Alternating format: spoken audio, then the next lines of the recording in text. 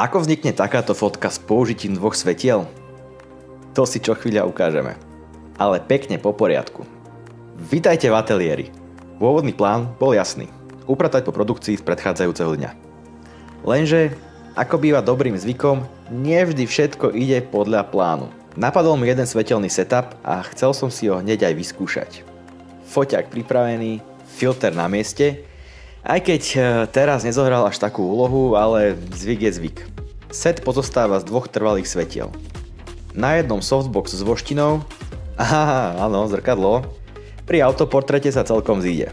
Druhé svetlo so spotlight nadstavcom a farebným filtrom, ktorý som nasmeroval priamo na oči. Takto jednoducho vyzeral setup dvoch svetiel. Už len trebalo zohnať modela. Keďže po ruke som bol len ja, tak to musíte zvládnuť. A tu sú už výsledné fotky. Keďže už nemám 20, doprial som si krátku pauzu na stoličke a práve vtedy mi napadol bonus. Pridal som diagonálne ešte jedno svetlo oproti. Póza ostala rovnaká, oddych na stoličke je cesta. No a tu je výsledok.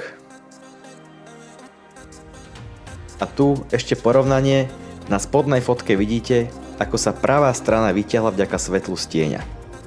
A konečne sa dostávame k pôvodnému plánu. Upratať ateliér po predušlom produkčnom dni. Kempingový vozík? Nevyhnutnosť každého fotografa. Ateliér uprataný, misia splnená.